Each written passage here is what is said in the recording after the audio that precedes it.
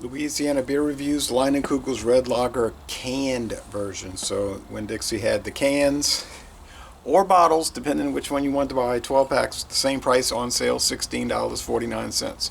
Bottles, cans, you decide. Certified kosher, this beer is 166 calories. It has 20 bitterness units and it has 4.9% alcohol.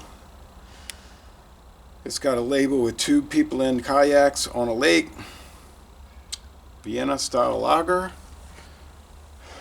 They use hops. Finish it with hops, and I might use other hops, but this is finished with all Wisconsin hops. They used to have the Chippewa lady on the label, but they changed it to a waterfall.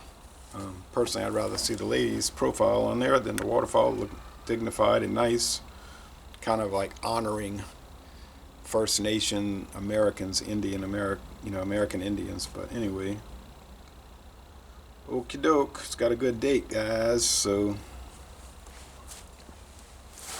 let's check it out.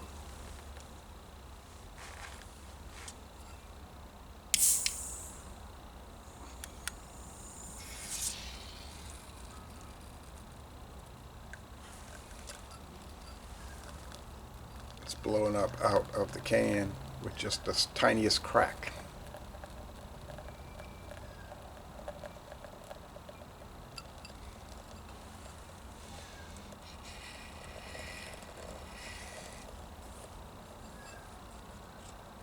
It's warming up out here. It's actually too warm for this sweatshirt and an undershirt on this winter, January winter day.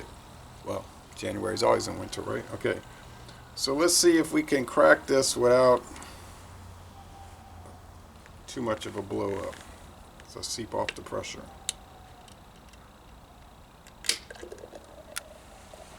Splashed a little bit.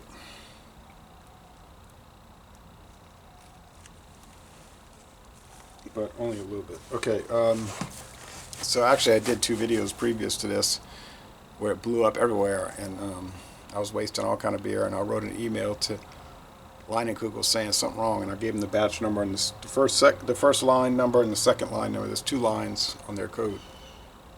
I said, just to let you know, I never had a beer blow up like that. Look at the foam. I know adjunct lagers, meaning they use corn or rice as a filler, they might have a lot of foam, but I mean, this is a whole lot of off-white foam, bone-colored foam, and it's a rust red clear beer now. See that? So bottle or can, is it going to matter? I doubt it. Certainly didn't matter with the price.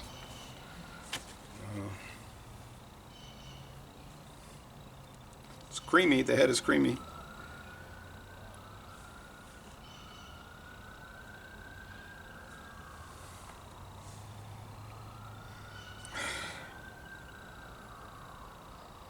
Yeah.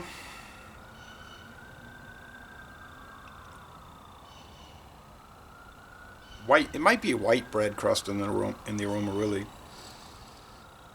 There's a little tannin note.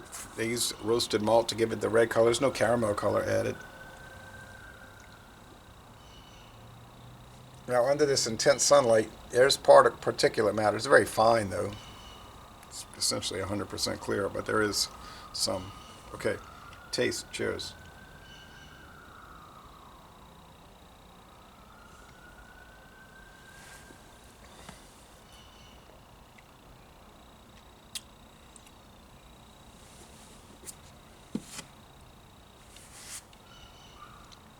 Got that tannin, like tea leaves.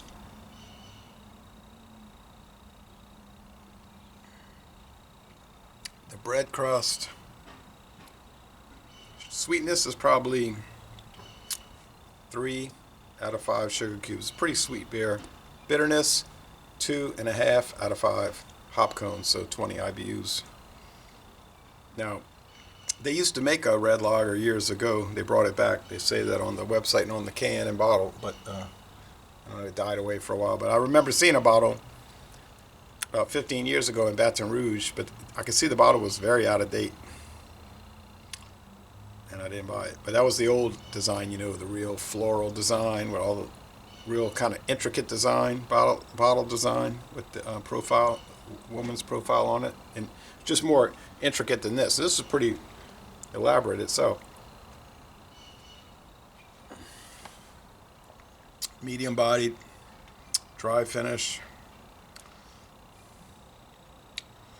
Okay, so bottle or can doesn't matter. Taste is the same, and that's usually the case. There are some times where it's not, but in this instance, it is definitely the case. And super pleasant product. I just don't know why the cans are blowing up. I don't know if the beer is infected. Doesn't taste like it though. Usually the infection would be like a weird sourness or like strange broccoli or coconut flavor, but or spinach. Not say broccoli, spinach or coconut flavor. But I'm not getting that here. No.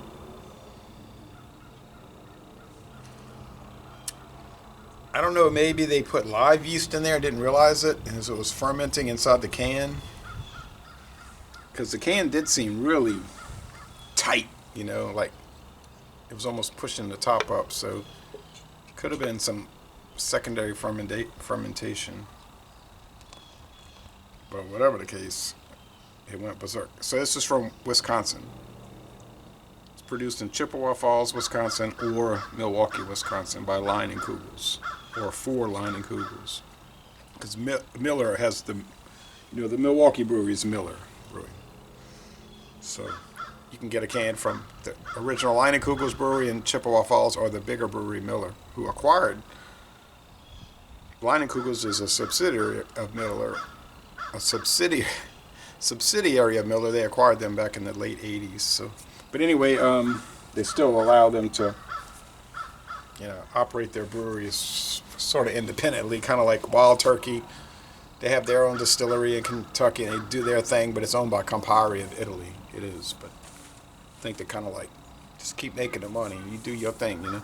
But anyway, so Les Bon Temps Relais is still an A. I'm gonna go with 93 out of 100, 9.3 out of 10, a most excellent product. And those two aborted videos, I might I could see where I spilt it. It's still kind of like glistening in the sun. That was from yesterday. I don't know, like left residue on the ground that's glistening in the sun. So I might post those two aborted videos where it blows up on Anti-War, my alternative site, Anti-War, so you can look for that. I'll post them all the same day. So anyway, Les Bon Temps Relais. Well, actually, Anti-War might post early because I don't have a backlog on that channel. Les Bon Temps Relais, and I'm going to end this review by saying, once again, it's an A, 93 out of 100, and y'all go to Chippewa Falls and take a Leinenkugels brewery tour.